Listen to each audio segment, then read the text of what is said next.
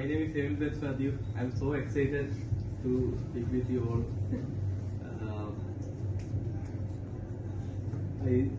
I started this business yesterday. I tell you, started this business.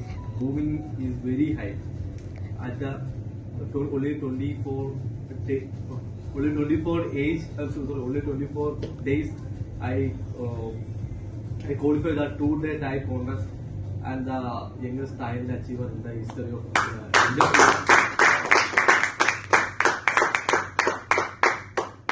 And so many things have happened to me. Second seal is Malaysia. So much excited. I didn't know how to say it. Okay.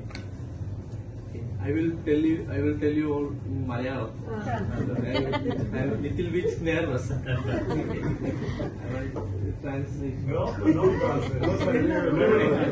Okay. എനിക്ക് ഈ ഒരു ജേണിയിൽ എനിക്ക് ഒരുപാട് കാര്യങ്ങൾ, ഒരുപാട് പ്രതിസന്ധി ഘട്ടങ്ങൾ എനിക്ക് വന്നിട്ടുണ്ടായിരുന്നു. അപ്പൊ ഈവൻ എന്റെ സ്റ്റാർ 1000 ഞാൻ റാങ്ക് ഫിനിഷ് ചെയ്ത ടൈമില് ഞാൻ ഏറ്റവും കൂടുതൽ എനിക്ക് ഫാമിലി സപ്പോർട്ടോ കാര്യങ്ങളൊന്നും ഇല്ല. അപ്പം അതുകൊണ്ട് തന്നെ ഞാൻ ഈ സ്റ്റാർ 1000 എന്റെ ഒരു സെലിബ്രേഷൻ ഞാൻ കണ്ടക്ട് ചെയ്തിരുന്നു. അപ്പം ഞാനും എന്റെ സ്പോൺസർ യാസറും ഒരു കണ്ടക്ട് ചെയ്തിരുന്നു. ആ ടൈമിൽ ഞാൻ ആദ്യമേ വിളിച്ചത് എന്റെ ഫാമിലിനെയാണ്. എന്റെ ഫാദർ, എന്റെ മദർ, ഞാൻ ഇവരെല്ലാം വിളിച്ചിരുന്നു. അപ്പം എനിക്ക് 2 അനിയന്മാരാണ്. അപ്പൊ ഞാൻ അവർക്ക് ഭയങ്കര ആഗ്രഹമുണ്ട് എന്റെ ഒരു കാണണം, എനിക്കൊരു വേദി ആദ്യമായിട്ട് കിട്ടുവാണ്. അപ്പൊ അവര് ഭയങ്കര എക്സൈറ്റഡ് ആണ്. ഞാൻ എന്നിട്ട് രാവിലെ ഇറങ്ങുന്നതിന് മുന്നേ വീട്ടിൽ പറഞ്ഞു എല്ലാവരും ഓക്കെയാണ്, എല്ലാവരും വരും എന്നൊക്കെ വിചാരിച്ചു.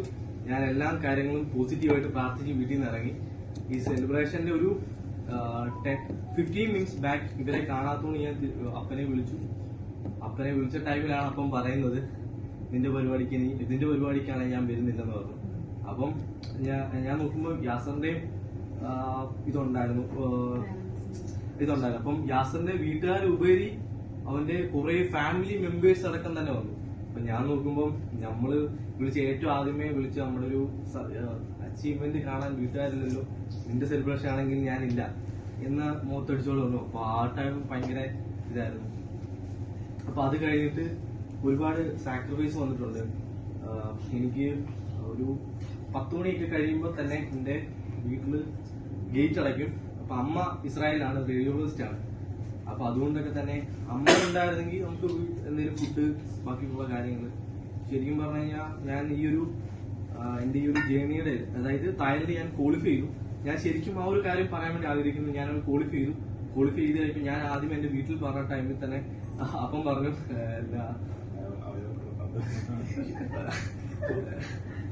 മനുഷ്യക്കൊള്ളയാണെന്ന് പറഞ്ഞു.